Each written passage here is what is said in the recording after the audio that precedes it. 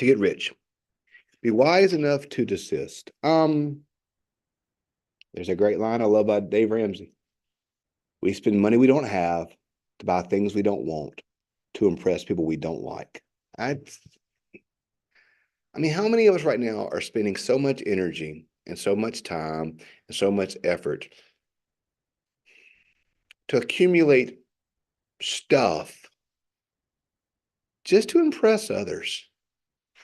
You know, that's not a good use of our resources. That's not good. Your most precious resource is your time, your energy, your effort. And we waste it on stuff that doesn't matter. It really doesn't. So if Jesus says, what does it profit a man to gain the whole world but lose his soul? What does it profit someone to gain all the wealth but not have time with their children or with their spouse? I mean, what does it profit someone, I mean, for a husband to work himself to the bone and never spend time with his wife, never spend time with his children? For a wife to work so hard that she never has time for her husband.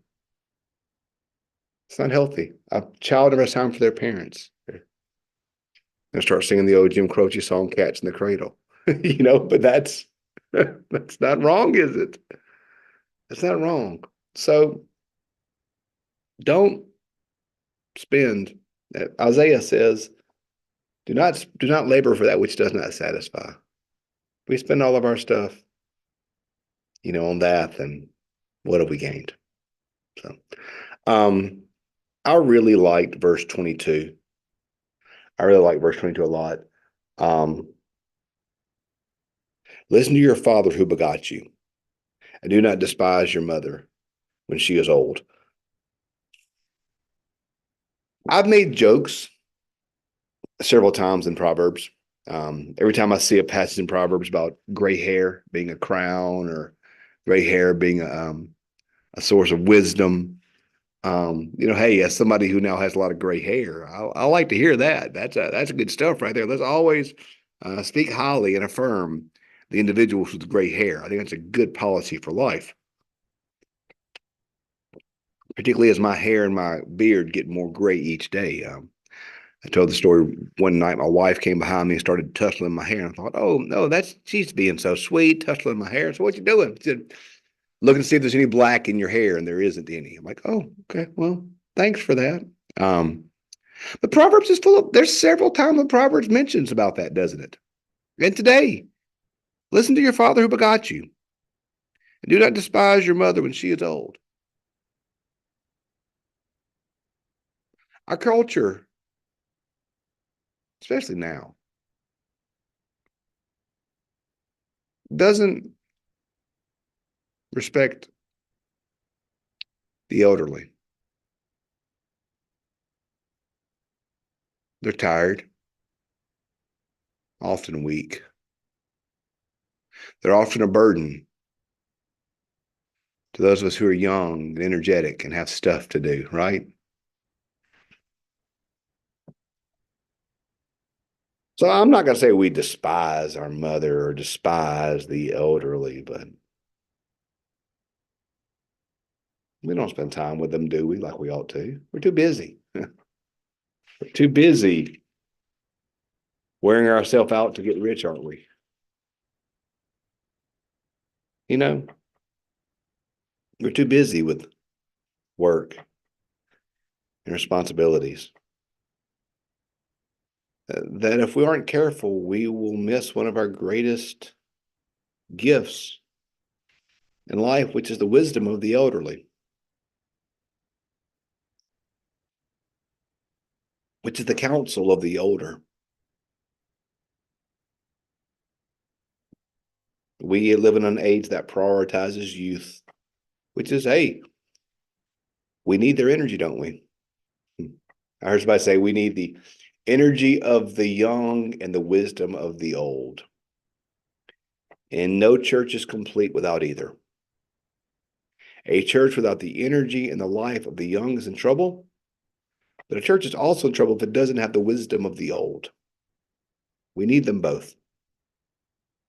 Proverbs lifts up to us the counsel and the wisdom that comes from our older family, our older mentors, our older friends. We need them. Today, in your life, if you're fortunate enough to have older parents, older grandparents, older aunts, older uncles, think about what a gift they are. What a gift that is to have those older saints in your life who you can turn to for wisdom and counsel and advice. And yes, they may be a little bit slower than they used to be. They may not be as energetic as they used to be. They may be out of step sometimes with the moment. But they have the gift of lived experience.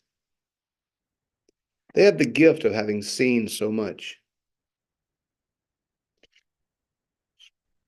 They have the gift of having experienced so much. So listen to your father who begot you. And do not despise your mother when she is old. That's good advice for us today. And I think verse 18 is a really good kind of benediction to all of this. It says, 18 says, surely there's a future, and your hope will not be cut off. That's a good word. It's easy sometimes to forget that there is a future. I think that's one of the things that wisdom can teach us. I think experience can teach us that sometimes in our youth, we think that this moment is the end of all moments. And that, think about when you were younger and your first boyfriend or girlfriend broke up with you. You thought your world had ended. And how could you ever love again? That was that youthful lack of experience, that youthful energy that didn't see fully. When you've lived a little bit, experienced a little bit, you understand that there's always a future. There's always a hope. So surely there's a future. And your hope will not be cut off. So today, you may be in a place where you aren't sure you believe that. I don't know what's going on in your life, but you may be in a place you're like, I don't know. There may not be a future. There may not be a hope. I've been there. I felt that way. We all have at some point. And Proverbs tells us, no, friends. One thing wisdom tells us is that there is a future and that there is hope. And this moment now is not the last moment. And this time now is not the last time. But there will be tomorrow. The sun will rise tomorrow in the east as it always has, and it will set tomorrow in the west as it always has, and all will be well. So today, don't spend your most precious resource, your energy, your life, on getting wealthy. Focus on your family, on your friends, on your faith. And don't disregard the wisdom of the elders, because they can teach us that there's a future. So today, it's going to be a good day, y'all. God has given us a lot of wisdom through Proverbs. We have much we can learn. So today, let's look to the future. Let's hope in Jesus. Let's stay rooted in him. Let's be mindful that he's always with us. So thanks for being with us. I look forward to picking up with chapter 24.